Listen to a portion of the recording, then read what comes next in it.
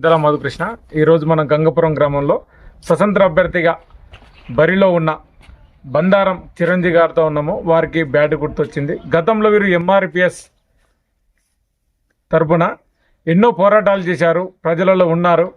కాబట్టి ఇప్పుడు వచ్చిన ఈ జనరల్ స్థానంలో సర్పంచ్ అభ్యర్థిగా బరిలో ఉన్నారు. కాబట్టి మరి ప్రజలు ఏ విధంగా వీరికి స్వాగతం పలుకుతున్నారు, తెలంగాణ ఉద్యమంలో కూడా పాల్గొని పోరాటం చేసిన రోజులున్నాయని వారు అంటున్నారు.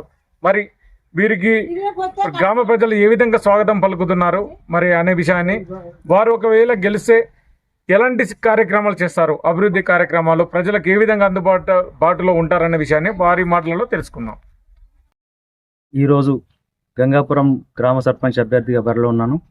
నేను గత 15 సంవత్సరాల నుంచి ఉద్యమాలలో పాల్గొంటూ ఫస్ట్ ఎంఆర్పిఎస్లో స్టార్ట్ అయిన ఉద్యమం, ఎంఆర్పిఎస్ ఉద్యమంలో కంటిన్యూ చేస్తూ తెలంగాణ ఉద్యమంలో ప్రత్యేకంగా బండారం ఫ్యామిలీ నుంచి వెళ్ళి బచ్చనపేట మండలంలో నిరాహార దీక్ష చేస్తే, బండారం ఫ్యామిలీ నుంచి నిరాహార దీక్ష చేసిన రోజులు ఒక 10లలో ఉంటాయి.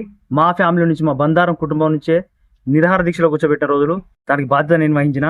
ఆ రోజు నుంచి ఈ రోజు వరకు ప్రజా పోరాటంలో ఉంటున్నాను, ప్రజలకు అందుబాటులో ఉంటున్నాను. ఎంఆర్ఓ ఆఫీసులో కానీ, పోలీస్ స్టేషన్లో కానీ, లేకుంటే రేషన్ కార్డు విషయంలో కానీ, ఆరోగ్యశ్రీ విషయంలో కానీ, ఇంకేమైనా సమస్యలు ఉంటే ప్రతి సమస్యకు నేను ముందుండి వాళ్ళకి పరిష్కారం చేస్తున్నాను.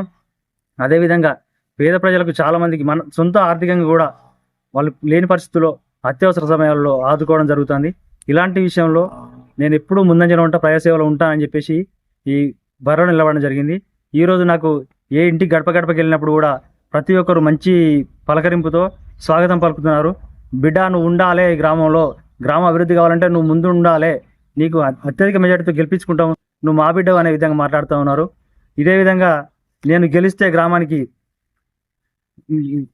గ్రామ పంచాయతీ నుంచి వెళ్ళి శ్రీ కాలభైరవ స్వామి గుడి వరకు సీసీ రోడ్డు నిర్మాణము, వీధి దీపాలు ఏ ఒక్క రోజు కూడా లేకుండా ఉండకుండా చూసుకునే బాధ్యత నాది. డ్రైనేజ్ వ్యవస్థ, గంగాపురంలో అన్ని సవతులు ఉన్నాయి, అన్ని వసతులు ఉన్నాయి.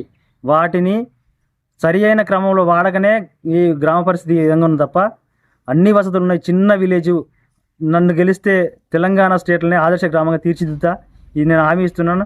రైతులు చాలా ఇబ్బంది పడతారు. మన నాగపూరి నుంచి వచ్చే వాగు మా రైతులకు చాలా కష్టంగా మారుతుంది. నాగపూరి నుంచి వెళ్ళి బచ్చనపేట వరకు వెళ్తాయి ఈ వాగు. వర్షాకాలంలో అటు రైతులు వెళ్ళడానికి చాలా కష్టపడతారు.